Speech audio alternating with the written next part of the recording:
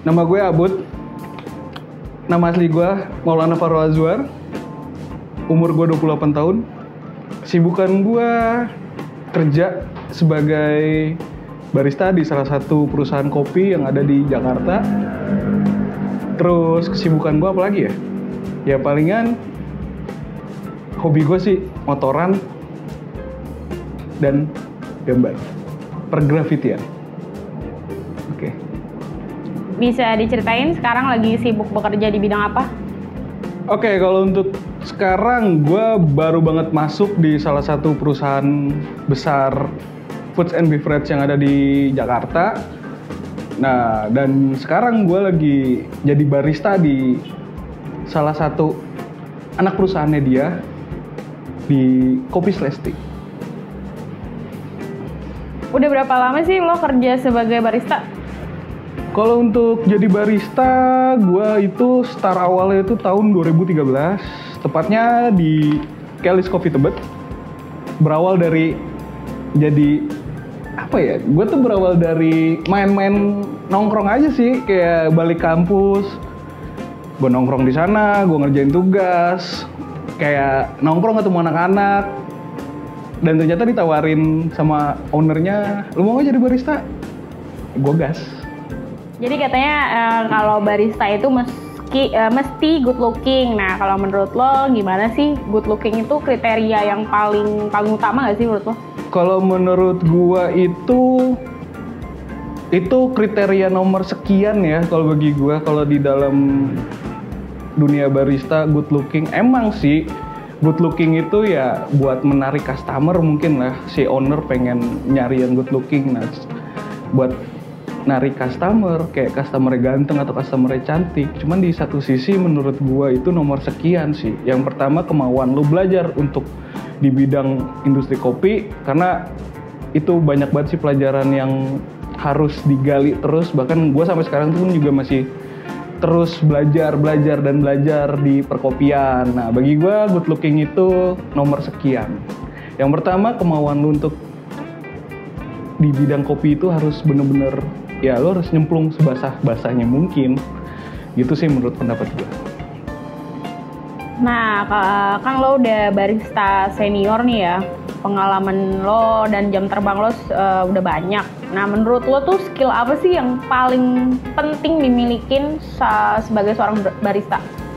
Kalau untuk skill jadi seorang barista profesional ya, yang harus wajib dimiliki itu balik lagi ke satu, knowledge lo di perkopian juga harus bagus.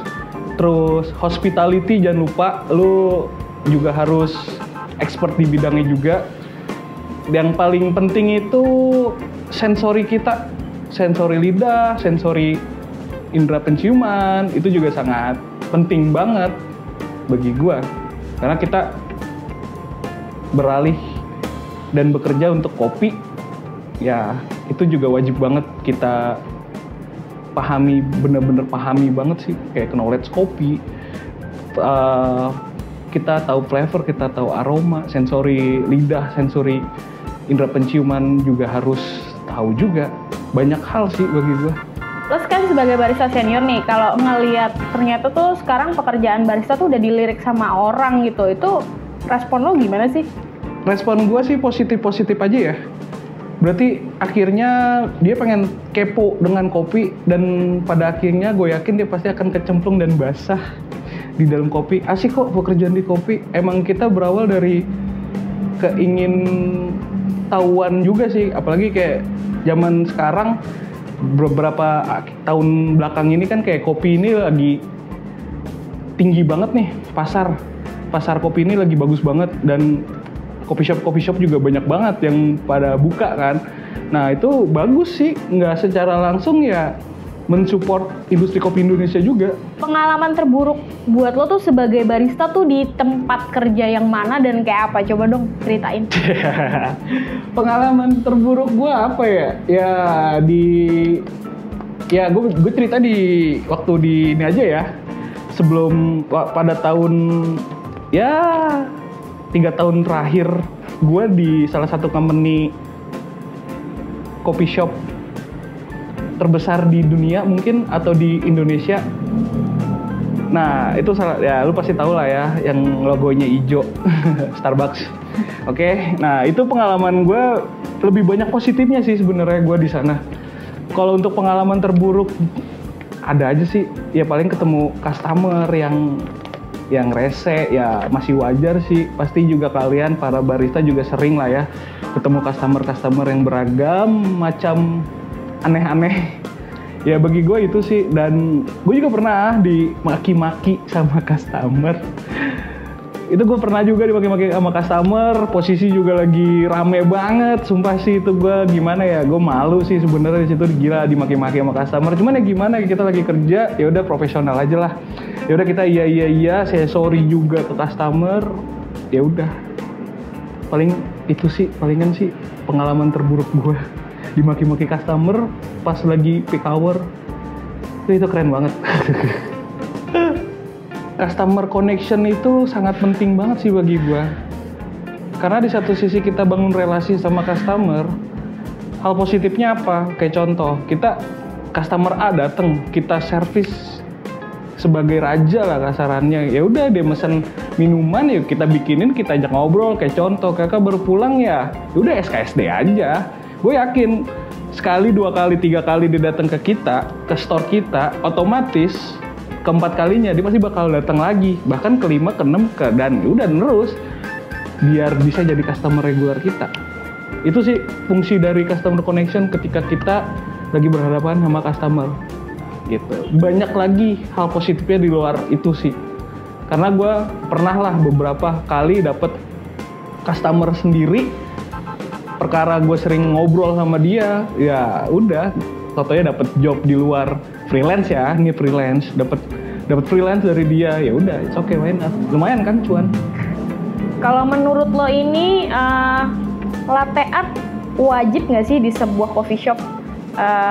Kayak di setiap minuman yang hot ya berarti ya, ada nggak sih yang kayak pernah nggak sih ada yang beli terus kayak, Mas tapi saya maunya di latte artin gitu? Oke, itu sering sih kayak request latte art ya, kayak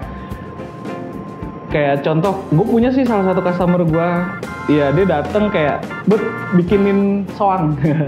Itu sumpah gue pernah sering sih, setiap dia dateng juga pasti ya udah dia minta bikinin latte art, soang lah. Nah kalau untuk wajib nggak wajibnya itu latte art dalam sebuah latte ya, ini gue berbicara sebuah latte, bagi gue latte art itu nomor 2 sih. Yang pertama ya steaming susunya juga harus bener dulu, baru latte art. Jadi latte art bagi gue tuh bonus gitu. Berarti lo belajar latte art tuh di mana sih dan udah berapa lama? Masih inget nggak lo pertama kali bisa bikin gambar dari latte art, gambar apa? Oke. Waktu gue awal gue mula jadi barista itu, gue ketemu sama teman gue juga pada waktu itu, dan dia juga gue lihat juga latte artnya oke lah, dan ya gue belajar sama dia juga. Ya basic sih, waktu itu gue belajar loaf dulu sama dia. Ya karena gue jujur waktu itu gue pengen bikin kayak swan ya, gue mau bikin swan waktu itu, cuman ya gue diomelin, lu ngapain swan, lu basic dulu, lu nggak bisa langsung bisa bikin, lu bisa steam, oke. Lu mau latte art, lu ngelewatin basic, jangan harap cuy, gue digituin. Ya udah pada akhirnya ya gue pelajarin basic dulu, ya udah gue bikin loaf. Pada waktu itu gue bikin loaf dulu, abis dari loaf gue naik ke tulip, abis dari tulip gue mencoba belajar rosetta. Jujur gue sampai sekarang rosetta masih jelek. Rosetta gue masih kurang bagus kok sampai sekarang. Ya itu, walaupun jam terbang gue udah tinggi, cuman ya tetep gue masih belajar sampai sekarang. Lo pernah ikut ini dong, lomba-lomba latte art, atau mungkin pernah jadi juri di lomba latte art gitu? Kalau untuk judges belum lah. Cuman kalau untuk lomba, ya waktu di Starbucks gue pernah ikut virtual throwdown latte art, terus di Depok gue juga pernah ngikut juga. Pernah sih gue ngikut. Boleh dong kasih tips buat para penonton yang mungkin kepikiran, aduh pengen jadi barista juga, kayak Kak Abut nih. Nah, tipsnya apa sih buat penonton? Tipsnya, lu cobain aja dulu, pasti ketagihan. Cuman ingat, dari hati. jangan main-main. Anjay, kayak lu ngejalanin hubungan aja. Ya intinya ya lu ketika lu dari kemauan diri lu dulu deh. Lu kemauan dari diri lu dulu. Gue pengen jadi barista nih, cuman gue belum pernah ada pengalaman jadi barista. Ya udah, nggak apa-apa. Ketika ada kayak loker junior barista, ya udah lu apply aja terus, nggak apa-apa. Sampai akhirnya lu dapet. Ya udah, ketika lu masuk ya lu belajar, lu gali lagi di situ ilmu lu sampai lu jadi senior barista kah nanti.